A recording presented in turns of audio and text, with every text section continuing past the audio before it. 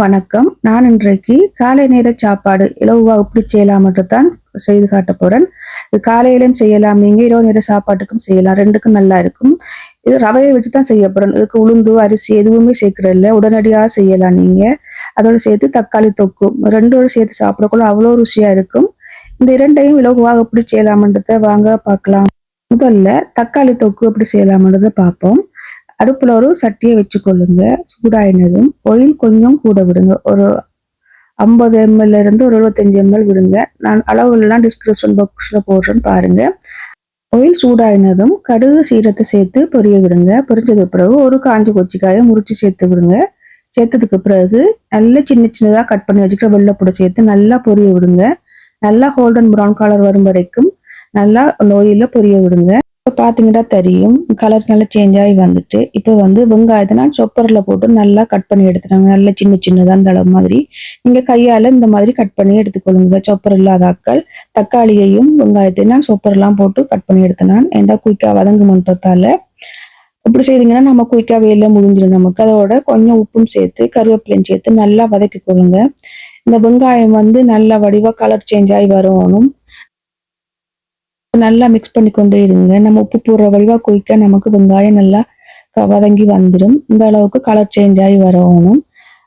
வந்ததுக்கு பிறகு நம்ம தக்காளியை சேர்த்துக்கொள்ளணும். இந்த நேரம் நான் இந்த சொப்பர் இருந்த வடிவா நான் கட் பண்ணி எடுத்தேன். நான் சொப்பர் இல்லாதாக்கள் நீங்க கையால சின்ன சின்னதா தக்காளியையும் இந்த மாதிரி நல்ல சின்ன சின்னதா கட் பண்ணி எடுத்துக்கொள்ளுங்க.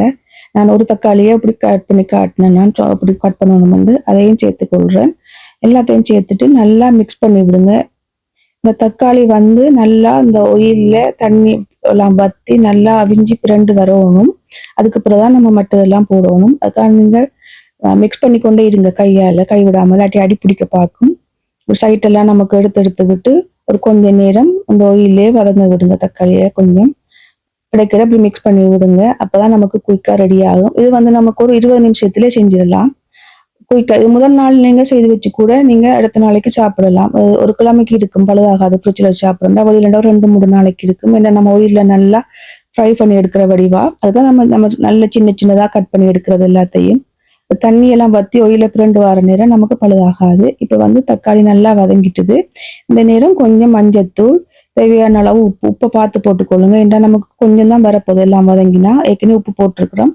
அதில் சேர்த்து ஒரு மேசக்கரண்டி தனி மிளகாத்தூள் தான் சேர்த்துருக்கேன். நான் அளவு எல்லாம் கீழே போடுறேன். போட்டுட்டு நல்லா கொச்சிக்காய் வாசம் போகும் வரைக்கும், கொச்சிக்காய் தூள் வாசம் போகும் வரைக்கும் நல்லா மிக்ஸ் பண்ணி விடுங்க. ஒரு 2-3 நிமிஷம் நல்லா மிக்ஸ் பண்ணிட்டு கொஞ்சம் பெருங்காயத்தூளும் சேர்த்துருக்கேன். அதோட அதையும் சேர்த்துட்டு ஒரு கொஞ்சம் நாட்டு சர்க்கரை சேர்த்துருக்கிறேன்.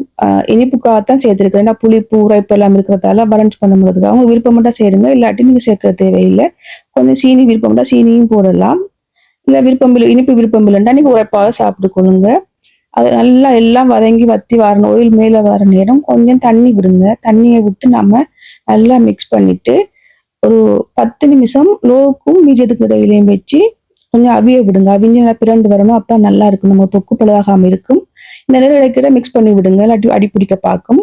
இப்போ பார்த்தீங்கன்னா தெரியும், நல்லா ஆயில் தண்ணி எல்லாம் வத்தி ஆயில் மேல வந்துட்டுது. இனி நாம மூட தேவையில்லை.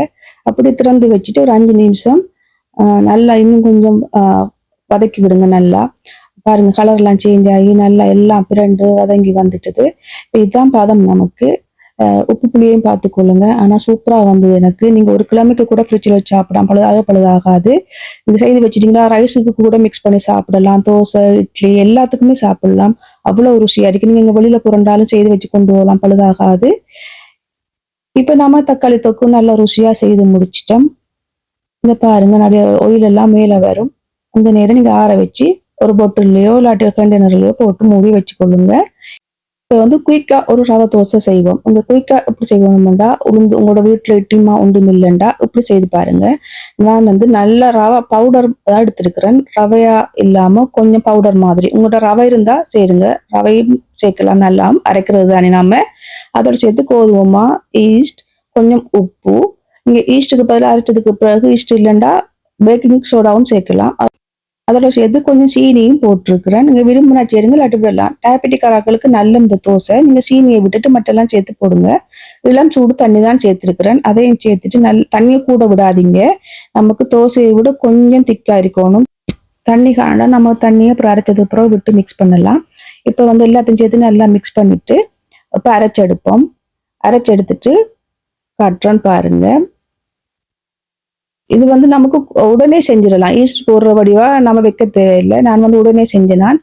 நீங்க கொஞ்சம் வைக்க வைக்க நல்லா சாஃப்டா வரும் தோசை. நீங்க வச்சியும் சுடலாம் ஆரம்பிச்சதுக்கு. நான் வந்து உடனே சுட்டு எடுத்துட்டேன். பாருங்க இந்த அளவுக்கு நல்லா பேஸ்டா அரைச்சு எடுத்துக்கொள்ளுங்க. இது ஒரு பாத்திரத்துல மாத்திக்கொள்ளுங்க. மாத்திட்டு எனக்கு நான் தண்ணி விடல, திரும்ப எனக்கு அளவா இருந்தது நான் விட்ட தண்ணி. நல்லா மிக்ஸ் பண்ணிட்டு ஒருக்கா நல்லா அரைச்சது தானே மிக்ஸ் பண்ண தேவையில்லைன்றாலும் இன்னொருக்கா வடிவா மிக்ஸ் பண்ணி கொள்ளுங்க. மிக்ஸ் பண்ணிட்டு நம்ம அடுப்புல தோசைக்கல்லை வச்சு சுட வேண்டியதான். இது சின்ன ஆக்கள் பெரிய ஆக்கள் இருந்து அனைவரும் விரும்பி சாப்பிடுவாங்க. தோசையை இந்த சட்னியும் செய்து கொடுத்து பாருங்க, பார்த்துட்டு எப்படிக்குன்னு சொல்லுங்க. இப்போ தோசையை சுடுவோம். இப்போ அடுப்பில் ஒரு தோசைக்கல்லை வச்சுட்டு கொஞ்சம் ஆயில், நான்ஸ்டிக்னா ஆயில் விட தேவையில்லை. நான் இதுக்கு ஒரு கொஞ்சம் விட்டேன்னா ஒரு கொஞ்சம் விட்டுட்டு நீங்க தோசை கல் வைக்கிறேன்னு சொன்னா கொஞ்சம் ஆயில் விட்டு செய்யுங்க. வச்சுட்டு நாம தோசை மாதிரி ஊற்றி எடுக்க வேண்டியதான். நான் சின்ன சின்னதை தான் ஊற்றி எடுத்தேன். நீங்க பெருசாக வேணும்னாலும் ஊற்றி எடுக்கலாம். மேலே ஆயில் எல்லாம் விட தேவையில்லை. இல்லை விருப்பம் பண்ண அவங்களுக்கு ஆயில் மேலே விடணும்னு சொன்னா நீங்க விட்டும் சுட்டுக் கொள்ளலாம். பாத்தீங்கன்னா தெரியும், நான் உடனே சுட்ட வழியை பாருங்க வடிவா அந்த ஓட்டையெல்லாம் வருது. உடனே நமக்கு பிடிச்சிடும். உங்களுக்கு ஈஸ்ட் போட விருப்பம் இல்லைண்டா நம்ம தோசை மாவு அரைச்சதுக்கு பிறகு ஒரு கொஞ்சம் பேக்கிங் சோடா போட்டு ஒரு அரை மணி நேரம் வச்சுட்டு சுட்டிங்கன்னாலும் நல்லா இருக்கும். இப்போ கொஞ்சம் மத்த பக்கம் மாத்தி போடுங்க. போட்டுட்டு நம்ம தோசையை சுட்டு எடுக்க வேண்டியதான்.